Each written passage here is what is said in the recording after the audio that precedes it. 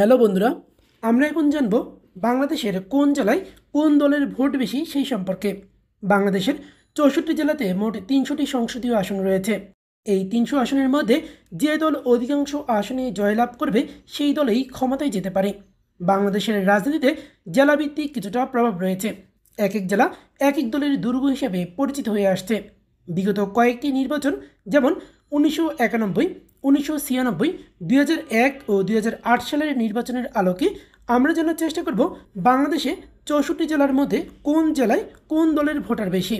ভিডিওটি শুধুমাত্র প্রধান 4টি রাজনৈতিক দল যেমন আওয়ামী লীগ, বিএনপি, জামায়াত ইসলামী ও জাতীয় পার্টিকে নিয়ে করা হয়েছে। তাহলে চলুন দেখে নিই 64 জেলার মধ্যে কোন জেলায় কোন দলের ভোটার বেশি। তো বন্ধুরা, আমরা প্রথমে জানব রংপুর বিভাগের সম্পর্কে। রংপুর বিভাগের মধ্যে পঞ্চগড় জেলাটি যদি প্রথমে ধরি, পঞ্চগড় জেলাতে বিএনপির সবচেয়ে বেশি ভোটার রয়েছে। অর্থাৎ আমরা বিগত নির্বাচনগুলোতে দেখতে পাই পঞ্চগড় জেলাতে বিএনপির অনেক সমর্থক রয়েছে। পঞ্চগড় জেলাতে 2টি সংসদীয় আসন রয়েছে। আশা করা যায় আগামী নির্বাচনে এই জেলার 2টি আসনেই বিএনপির প্রার্থীরাই জয়ী হওয়ার সম্ভাবনা বেশি রয়েছে। অর্থাৎ পঞ্চগড় জেলাতে আমরা বলতে পারি বিএনপির ভোটার বেশি। তারপরে যদি আমরা বলি ঠাকুরগাঁও জেলা নিয়ে, ঠাকুরগাঁও জেলাতে হচ্ছে আওয়ামী লীগ, বিএনপি উভয়েরই ভোটার রয়েছে। তবে বর্তমানে দুই দলেই বেশি শক্তিশালী। তো সেখানে ঠাকুরগাঁও জেলাতে 2-1টি আসন আওয়ামী লীগ পেতে পারে, বাদবাকি আসনগুলো বিএনপির প্রার্থীরাই জয়ী হবে। অর্থাৎ বর্তমানে ঠাকুরগাঁও জেলাতে আওয়ামী লীগের চেয়েও বিএনপি কিছুটা শক্তিশালী অবস্থানে রয়েছে। তারপরে যদি আমরা নীলফামারীর কথা বলি, নীলফামারী, লালমনিরহাট, কুড়িগ্রাম, রংপুর এই 4টা জেলা, নীলফামারী, লালমনিরহাট, কুড়িগ্রাম, রংপুর এই 4টা জেলাতেই হচ্ছে জাতীয় পার্টির দুর্গ। এই 4টা জেলাতে জাতীয় পার্টির অনেক সমর্থন রয়েছে এবং আশা করা যায় জাতীয় পার্টি যদি এককভাবে নির্বাচন করে বা মহাজোট নেতৃত্বের বাইরে, তাহলে সবগুলো আসনেই জাতীয় পার্টির পাওয়ার মতো সক্ষমতা রয়েছে। এছাড়া আওয়ামী লীগের সাথে যৌথভাবে তারা ভোট করলেও এই 4টি জেলার অধিকাংশগুলোতেই জাতীয় পার্টি পাবে। তাছাড়া আমরা দিনাজপুর জেলাতে যদি বলি, দিনাজপুর জেলাতে বর্তমানে জামায়াত ইসলামীর শক্তিশালী অবস্থান রয়েছে। সুষ্ঠু নির্বাচন হলে এই জেলার 2টির বেশি আসন জামায়াত ইসলামী পেতে পারে এবং এই জেলাতে মোট 6টি আসন রয়েছে। আওয়ামী লীগও 2-1টি আসন পেতে পারে, বিএনপিও 2-1টি আসন পেতে পারে। তবে এই জেলাতে জামায়াত ইসলামীর বেশি শক্তিশালী।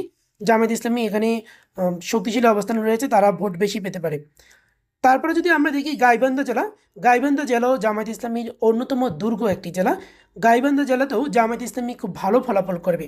তবে এই জেলাতে জাতীয় পার্টিও খুবই শক্তিশালী অবস্থানে রয়েছে। অর্থাৎ গাইবান্ধা জেলাতে জামায়াত ইসলামী এবং জাতীয় পার্টি এই দুই দলের ভোটার বেশি রয়েছে। তারপরে যদি আমরা দেখি যে ময়মনসিংহ বিভাগের কথা যদি বলি, ময়মনসিংহ বিভাগের মোট 4টি জেলা, জামালপুর, শেরপুর, নেত্রকোনা, ময়মনসিংহ।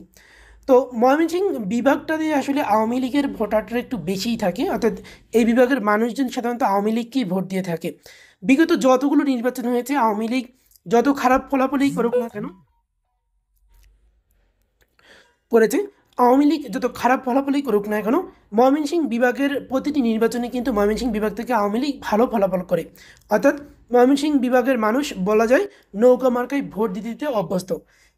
তাই জামালপুর, শেরপুর, নেত্রকোনা, ময়মনসিংহ এই 4টি জেলাতে আওয়ামী লীগের প্রার্থীরা প্রচুর ভোট পাবে। এখানে প্রায় 33টির মতো আসন রয়েছে।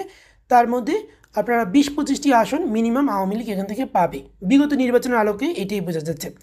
তারপরে যদি আমরা দেখি সুনামগঞ্জ, সিলেট বিভাগের কথা, সিলেট বিভাগের যে 4টি জেলা রয়েছে মৌলভীবাজার, সিলেট, সুনামগঞ্জ, হবিগঞ্জ, তো এই জেলাগুলোর মধ্যেও আওয়ামী লীগের এখানে বেশিরভাগ আসনগুলো, এই 4টি জেলার বেশিরভাগ আসনগুলো আওয়ামী লীগই পাবে। তার মধ্যে সুনামগঞ্জ, হবিগঞ্জ, মৌলভীবাজার এই 3টি জেলার বেশিরভাগ আসনই আওয়ামী লীগ পাবে। আর এই 3টি জেলার মধ্যে অল্প কয়েকটি আসন হয়তো বা বিএনপির প্রার্থীরা জয়ী হতে পারে। আর সিলেটের যে আসনটা, সিলেট জেলাতে আওয়ামী লীগ, বিএনপি উভয়ই যথেষ্ট শক্তিশালী অবস্থানে রয়েছে, এমনকি জামায়াত, জাতীয় পার্টি তাদেরও শক্তিশালী অবস্থানে রয়েছে। তাই সিলেট জেলাতে হয়তো আওয়ামী লীগের তুলনায় বিএনপি কিছুটা ভালো করতে পারে। তবে সিলেটেও আওয়ামী লীগের প্রার্থীদের কোনো একটি আসনে মিনিমাম কয়েকটি আসনেই জয়ী হতে পারবে। অর্থাৎ সিলেটে আওয়ামী লীগের প্রার্থীরা জয়ী হতে পারবে কিছু আসনে। কিন্তু সুনামগঞ্জ, হবিগঞ্জ, মৌলভীবাজার এই 3টি জেলাতে আওয়ামী লীগের প্রার্থীরা অধিকাংশ আসনেই আওয়ামী লীগের প্রার্থীরাই জয়ী হবে। তারপর যদি আমরা দেখি যে ঢাকা বিভাগের কথা যদি বলি, ঢাকা বিভাগের মধ্যে কিশোরগঞ্জ জেলা, যেটা ময়মনসিংহ বিভাগের একদম পাশে, কিশোরগঞ্জ জেলাতেও আপনারা জানেন যে এটাও আওয়ামী লীগের একটি দুর্গ। কিশোরগঞ্জ জেলায় বাংলাদেশের সাবেক 3জন রাষ্ট্রপতি এই জেলা থেকেই হচ্ছে নির্বাচিত হয়েছে। রাষ্ট্রপতি এই জেলা থেকে গিয়েছিল তারা। তো সাবেক 3জন রাষ্ট্রপতি 3জনই কিন্তু আওয়ামী লীগেরই নেতা ছিলেন, আওয়ামী লীগেরই হচ্ছে তারা আওয়ামী লীগের দলীয়ই ছিলেন। তো যার কারণে এই 3জন রাষ্ট্রপতির যে 3টি এলাকা, সেই 3টি আসনে কিন্তু সেই আওয়ামী লীগের প্রার্থীরাই জয়ী হয়ে যায়। এছাড়া বলা যায় কিশোরগঞ্জ জেলার সবগুলো আসনেই কিন্তু আওয়ামী লীগের প্রার্থীরাই জয়ী হয়। এটা আওয়ামী লীগের একটি দুর্গ, তাই এই কিশোরগঞ্জ জেলাতে এটাকে আওয়ামী লীগের জেলা বলা যায়। তারপরে যদি আমরা বলি গাজীপুর জেলার কথা বলি, গাজীপুর জেলাতেও আওয়ামী লীগের একটি দুর্গ। গাজীপুর জেলাতেও আওয়ামী লীগের প্রচুর পরিমাণ ভোটার রয়েছে। তো গাজীপুর জেলার বেশিরভাগ ভোটারই কিন্তু, অর্থাৎ এখানেও কিন্তু আওয়ামী লীগের ভোটার বেশি। তারপরে যদি আমরা টাঙ্গাইলের কথা বলি, টাঙ্গাইলও ঢাকা বিভাগের একটি জেলা। টাঙ্গাইল জেলাতেও মোট 8টির মতো সংসদীয় আসন রয়েছে এবং এই জেলাতেও আওয়ামী লীগের ভোটার বেশি।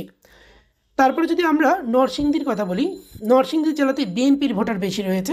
নরসিংদী জেলার একটি আসন রয়েছে যেখানে আওয়ামী লীগের প্রার্থীরাই জয়ী হয়ে থাকে, কিন্তু ওভারঅল নরসিংদী জেলাতে আওয়ামী লীগের চেয়েও বিএনপির জনপ্রিয়তা বেশি এবং বিএনপির ভোটার বেশি রয়েছে।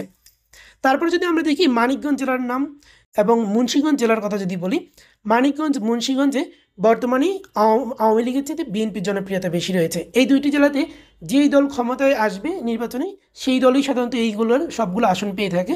বিগত নির্বাচনগুলো পর্যালোচনা করে দেখা গেছে মানিকগঞ্জ মুন্সিগঞ্জে আওয়ামী লীগ ক্ষমতায় আসলে সবগুলো আসন আওয়ামী লীগ পায়, বিএনপি ক্ষমতায় আসলে সবগুলো আসন বিএনপি পায়, এইরকমই তাদের অবস্থা। তারপরে যদি বন্ধুরা আমরা ঢাকা বিভাগের যে কয়েকটি জেলার কথা বলি, ফরিদপুর, মাদারীপুর, শরীয়তপুর, গোপালগঞ্জ, এই 4টে জেলাতে হচ্ছে আওয়ামী লীগের দুর্গ বা আওয়ামী লীগের আঁতুড়ঘর বা আওয়ামী লীগের জন্মস্থান বলতে পারি আমরা। গোপালগঞ্জের বিষয় তো আপনারা সবাই জানেন।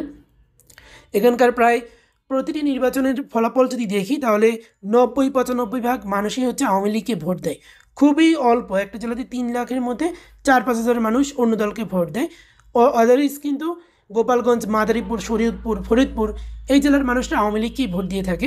তাই এই 4টি জেলাতে আওয়ামী লীগের ভোটারই বেশি রয়েছে। তারপরে যদি আমরা ঢাকা বিভাগের আরেকটি কয়েকটি জেলা যেমন রয়েছে নারায়ণগঞ্জ জেলা, এবং নারায়ণগঞ্জ জেলাতেও বর্তমানে আওয়ামী লীগের কিছুটা ভোট কমে গেছে। এখানে বিএনপির প্রার্থীদেরই জয়ী হওয়ার সম্ভাবনা রয়েছে। 2001 সালের নির্বাচনে নারায়ণগঞ্জ থেকে কোনো আসনই পায়নি আওয়ামী লীগ, বরং এখানকার সবগুলো আসন পেয়েছে বিএনপি। তারপরে যদি আমরা ঢাকা বিভাগের কথা বলি, ঢাকা জেলার কথা বলি, তাহলে বাংলাদেশের সবচেয়ে বেশি আসন রয়েছে ঢাকা জেলাতে, প্রায় 20টির মতো আসন রয়েছে। তো ঢাকা জেলাতেও এবার আওয়ামী লীগ বিএনপি উভয়ই ভালো করবে। আওয়ামী লীগ গত 2008 সালের নির্বাচনে এই জেলার সবগুলো আসনে জিতেছিল, তবে এবারের নির্বাচনে আওয়ামী লীগের পক্ষে সবগুলো আসন জিতা সম্ভব নয়। সেক্ষেত্রে আওয়ামী লীগ কিছু আসন জিততে পারে, তবে সম্ভাবনা রয়েছে বেশিরভাগ আসনই বিএনপি জিতবে। তাই ঢাকাকে বর্তমানে আপনি বিএনপির হচ্ছে যে বিএনপির বেশিরভাগ ভোটার আপনি বলতে পারেন যে ঢাকা জেলাতে। তারপরে যদি আমরা দেখি যে এবার আমরা যে রাজশাহী জেলার কথা যদি বলি, তাহলে রাজশাহী জেলার মধ্যে রাজশাহী জেলাগুলোতেও বিএনপির ভোটারই বেশি রয়েছে। যেমন চাঁপাইনবাবগঞ্জ, রাজশাহী এই জেলাগুলোতে বিএনপি এবং জামায়াত ইসলামী তাদের ভোটার বেশি রয়েছে। অন্যদিকে রাজশাহীর যে নওগাঁতে কিছুটা আওয়ামী লীগের ভোটার রয়েছে, তারপরে নওগাঁতে বর্তমানে বিএনপির ভোটারই বেশি। তারপরে জয়পুরহাট, বগুড়া এই জেলাগুলোতে বিএনপির ভোটার বেশি। সিরাজগঞ্জ জেলাতেও বিএনপির ভোটার বর্তমানে বেশি, তবে সিরাজগঞ্জের কিছু আসন রয়েছে যেখানে আওয়ামী লীগের দুর্গ, ওইসব আসনে আওয়ামী লীগকে পরাজিত করা যাবে না। তবে ওভারঅল সিরাজগঞ্জে বিএনপির কিছুটা বেশি থাকতে পারে, বা আমরা বলতে পারি আওয়ামী লীগ বিএনপি সমান সমান অবস্থানে রয়েছে এই জেলাতে। তারপরে যদি আমরা নাটোর, পাবনাতে বলি, তাহলে সেখানেও কিন্তু বিএনপির প্রার্থীরাই বেশি ভোট পাবে এই জেলাতে। তারপরে যদি আমরা এবার আসি, যদি খুলনা বিভাগের কথা বলি, খুলনা বিভাগের মধ্যে কুষ্টিয়া, মেহেরপুর, চুয়াডাঙ্গা, ঝিনাইদহ এই 4টি জেলাতে বিএনপির প্রার্থীদের জয়ী হওয়ার সম্ভাবনা রয়েছে। এই 4টি জেলাতেই বিএনপির ভোটার বেশি। তারপরে আমরা যদি রাজবাড়ী জেলার কথা বলি, রাজবাড়ী যেহেতু ঢাকা বিভাগের, রাজবাড়ী জেলাতেও বর্তমানে বিএনপির ভোটাররাই বেশি থাকবে। রাজবাড়ী জেলাতে আওয়ামী লীগের 2টি আসন আছে, 2টি আসনের মধ্যে হয়তো কোনো আসনেই আওয়ামী লীগের প্রার্থীদের না পাওয়ারই সম্ভাবনা বেশি। তারপরে যদি বন্ধুরা আমরা যদি আবার দেখি যে মাগুরা, নড়াইল, যশোর এই জেলাগুলোতেও আওয়ামী লীগের আবার ভোট বেশি রয়েছে। মাগুরা, নড়াইলে আওয়ামী লীগের প্রার্থীদের বেশি জয়ের সম্ভাবনা রয়েছে। এছাড়া যশোর, ঝিনাইদহর কথা তো বলেছি এর আগে। যশোর জেলাতে আওয়ামী লীগ এবং বিএনপি, জামায়াত ইসলামী সবারই মোটামুটি ভোটার রয়েছে। তো এই জেলাতে প্রায় 6টির মতো সংসদীয় আসন রয়েছে। 6টি আসনের মধ্যেই আওয়ামী লীগ, বিএনপি, জামায়াত ইসলামী তারা তাদের প্রত্যেকেরই এই আসনে জয়ের মতো সম্ভাবনা যথেষ্ট ভোট রয়েছে। তো এই জেলার কথা আসলে স্পষ্ট বলা যায় না। এই জেলাতে আমরা বলতে পারি যে সবগুলো দলেরই যথেষ্ট শক্তিশালী অবস্থান রয়েছে। তারপরে যদি আমরা সাতক্ষীরা জেলার কথা বলি, সাতক্ষীরা জেলা হচ্ছে জামায়াত ইসলামীর দুর্গ। তো এই জেলাতে জামায়াত ইসলামের বেশি ভোট রয়েছে। খুলনা জেলাতে আওয়ামী লীগ এবং বিএনপি উভয়েরই যথেষ্ট শক্তিশালী অবস্থান রয়েছে। এই জেলার প্রায় 6টির মতো সংসদীয় আসন রয়েছে, যার মধ্যে আওয়ামী লীগ 2টি 3টি পেতে পারে এবং বিএনপিও 2টি 3টির মতো পেতে পারে, বা বিএনপি কিছুটা বেশি ভোটও এবার পেতে পারে। তারপরে যদি আমরা বাগেরহাট জেলার কথা বলি, বাগেরহাট জেলাও আওয়ামী লীগের দুর্গ। এই জেলা থেকে শেখ হাসিনা নির্বাচনও করেছেন। তো এই বাগেরহাট জেলাতে যদি সুষ্ঠু ভোট হয়, তাহলে বাগেরহাট জেলাতে আওয়ামী লীগের প্রার্থীরাই বেশিরভাগ ভোট পাবে। তারপর যদি আমরা বরগুনা দেখি, তাহলে বরগুনাও কিন্তু আওয়ামী লীগের একটি দুর্গ। বরগুনা, পটুয়াখালী এই দুইটা জেলাতে আওয়ামী লীগের দুর্গ। এই দুইটা জেলাতে আওয়ামী লীগের ভোটার বেশি। ভোলাতে কিছু কিছু আসন রয়েছে যেখানে আওয়ামী লীগ, 2-1টি আসন রয়েছে যেখানে আওয়ামী লীগের প্রার্থীরাই জয়ী হবে। আর বাকি কিছু আসন রয়েছে যে সেখানে বিএনপির প্রার্থীদের জয়ী হওয়ার সম্ভাবনা রয়েছে। তারপর যদি আমরা ঝালকাঠি, ফিরোজপুর, বরিশাল এই জেলাগুলো দেখি, এই জেলাগুলোতে বিএনপির প্রার্থীদের ভোটার বেশি রয়েছে। তারপরে যদি আমরা বরিশাল গেল আমাদের। আচ্ছা, এবার আমরা সর্বশেষ কথা বলবো চট্টগ্রাম বিভাগ নিয়ে। চট্টগ্রাম বিভাগের মধ্যে ব্রাহ্মণবাড়িয়া, এটাতে বর্তমানে বিএনপির ভোটার বেশি রয়েছে, যদিও এখানে শক্তিশালী অবস্থান আওয়ামী লীগের রয়েছে 2-1টি আসনে, তবে বর্তমানে বিএনপির প্রার্থীরাই বেশি ভোট পাবে এই জেলা থেকে। কুমিল্লা জেলা থেকেও বর্তমানে বিএনপির প্রার্থীরাই বেশিরভাগ ভোট পাবে এবং এই জেলার প্রায় 11টি আসনে, প্রায় 11টি আসনের সবগুলো আসনেও বিএনপি প্রার্থীরা জয়ী হতে পারে, বা আওয়ামী লীগ 2-3টি আসনের বেশি জয়ী হতে পারবে না। চাঁদপুর জেলার সবগুলো আসনেই এবারে বিএনপির প্রার্থীরা জয়ী হবে এবং লক্ষ্মীপুর, নোয়াখালী, ফেনী, চাঁদপুর এই 4টি জেলায়, মোট 4টি জেলার কথাই বলি যে একসাথে 4টি জেলাতেই বিএনপির প্রার্থীরাই বেশিরভাগ আসন, প্রায় সবগুলো আসন, অর্থাৎ এই লক্ষ্মীপুর, চাঁদপুর, নোয়াখালী, ফেনী এই 4টি জেলার সবগুলো আসনেই বিএনপির প্রার্থীরাই জয়ী হবে।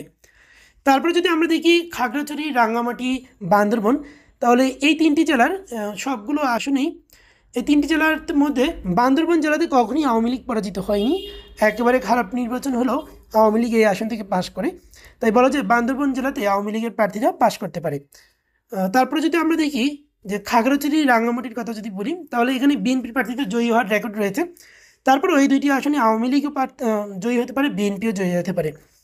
তারপরে যদি বন্ধুরা আমরা চট্টগ্রাম জেলার কথা বলি, চট্টগ্রাম জেলা মোটামুটি বাংলাদেশের, যেহেতু এটা বৃহৎ জেলা বাংলাদেশের, তাই এই জেলার মধ্যে আওয়ামী লীগ, বিএনপি, জামায়াত ইসলামী উভয়েরই শক্তিশালী অবস্থান রয়েছে।